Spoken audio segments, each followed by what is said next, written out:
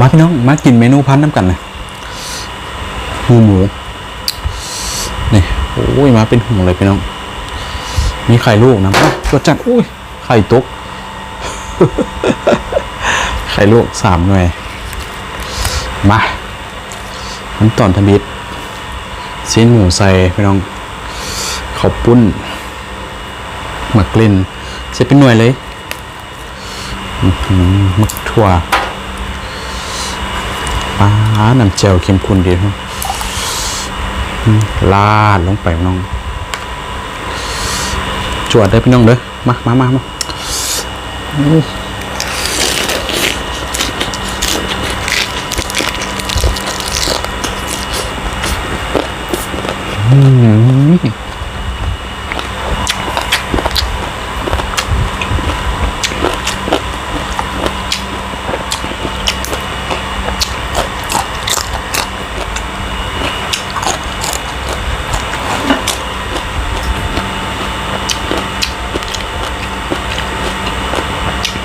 าวปุ้นนี่เนาะ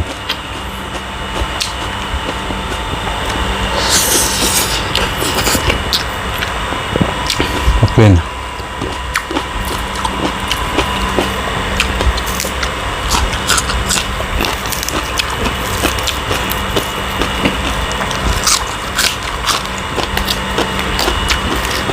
สลัดกระกรอบดีโอ้ยตกละ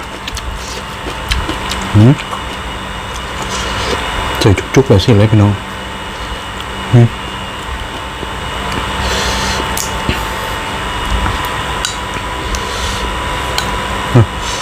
เจียวเพชร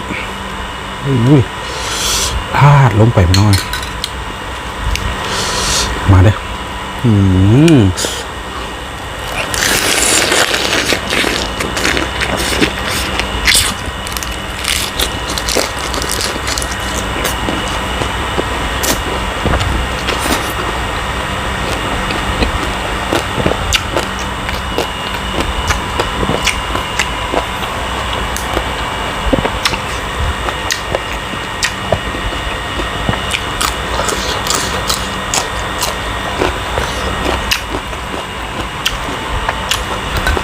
คำต่อสวด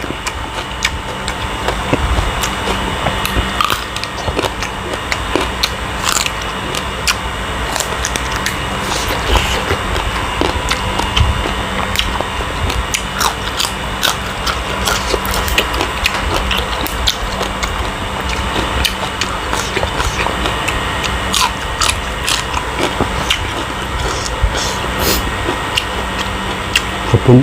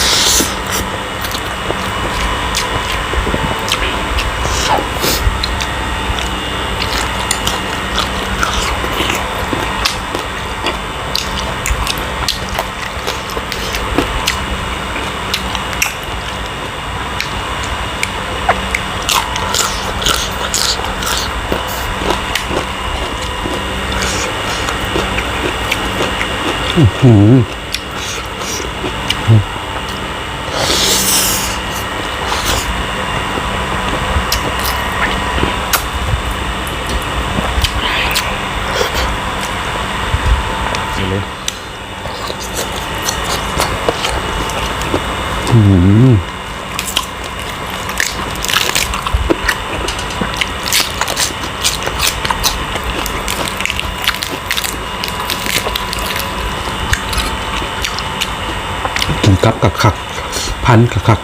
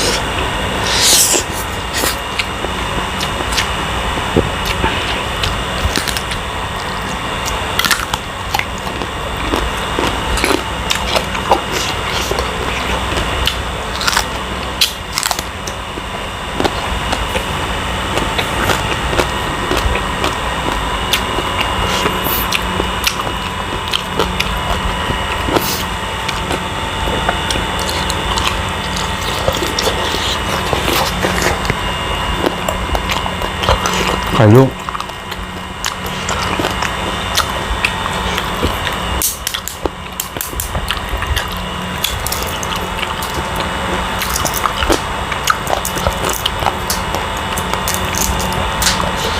มันไข่ลูกหรือไข่ต้มมาเนี่ยโอ้ยพี่น้องคิดว่าจะเป็นไข่ลูกสะบัดเป็นไข่ต้มจับมาผิดหน่วยแล้วไข่ต้มลูกทรายเนี่ยก็เป็นไข่ลูกซ้ำ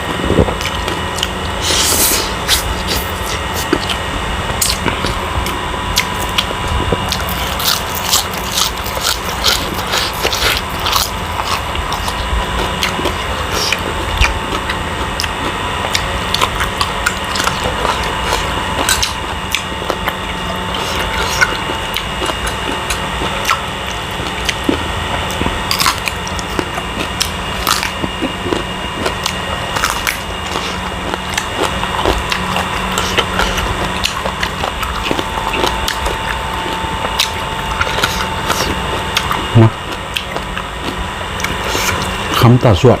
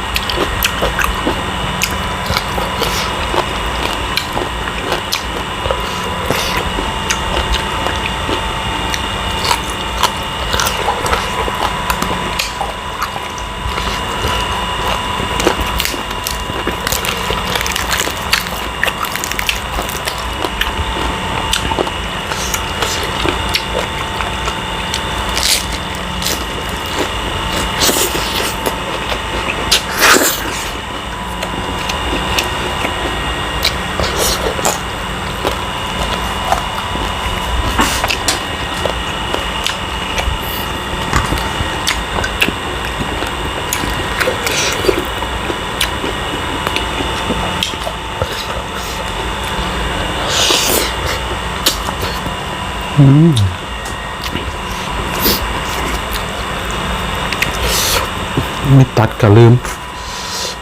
เห็นได้จะได้กินแล้วบ้างเนี่ย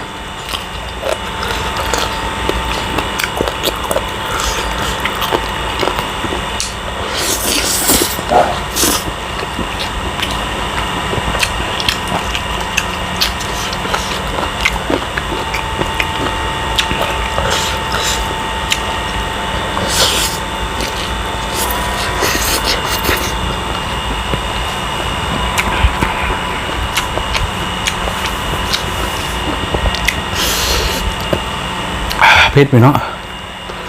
ผู้สอนมีตัดก่อนอะไรพี่น้องสำหรับคลิปนี้กับจบกันก่อนจากไปยังต้องเข้าฝากคอมเมนต์ก็ไลค์กดแชร์กดติดตามทุกคนรักคลิปนี้ไปแล้วสบายดี